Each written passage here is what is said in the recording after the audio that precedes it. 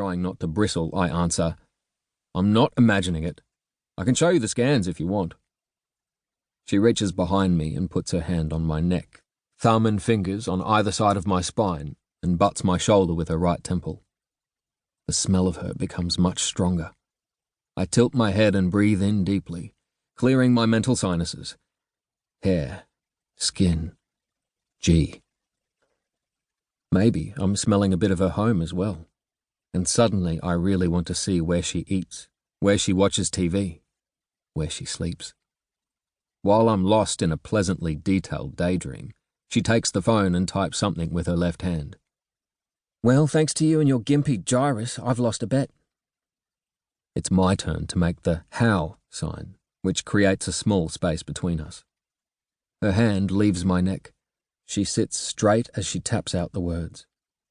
"Rock God goes deaf, duh. You didn't say, so we thought you were embarrassed about blowing your eardrums out on stage." "As you should have been. So obvious." I snatch the phone from her. "You think I'm that stupid?" I don't mention the times I gigged without plugs or practiced solos with my headphones turned up so loud my ears rang for hours. She snatches the phone back. "Being deaf is—" She stops swiping, and I stare at those 3 words, knowing she was about to write stupid, but thought better of it. There's no reason to make it personal.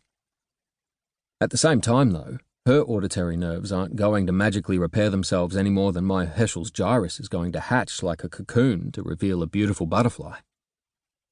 When we're angry, we have to blame something. Or change the subject. "How much did you lose on the bet?" "A round of drinks for the whole class."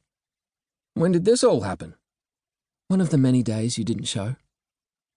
I'm not pissed at G, but it does shit me a little that she and the rest of the newly deaf discussed me behind my back. "Fareed said you showed all the signs of traumatic brain injury. Everyone agreed. Except you." "Don't give me a medal or anything. I thought you were an idiot for playing your amp too loud." She's smiling. I can see her expression reflected in the strengthened glass. I need to do something to regain the initiative. Can't have her thinking I'm the punchline of a bad joke. "You ever hear any Black Mod?" That was the name of my last band. I am briefly but immensely relieved it wasn't one of the others. Ratzinger, Interrobang, Ubertor, Anal Twin. She signs, "No." I stand up and strike a pose. Imaginary guitar in left hand, pick held high in right, hair swept over my shoulder. Grimace. Never forget the grimace.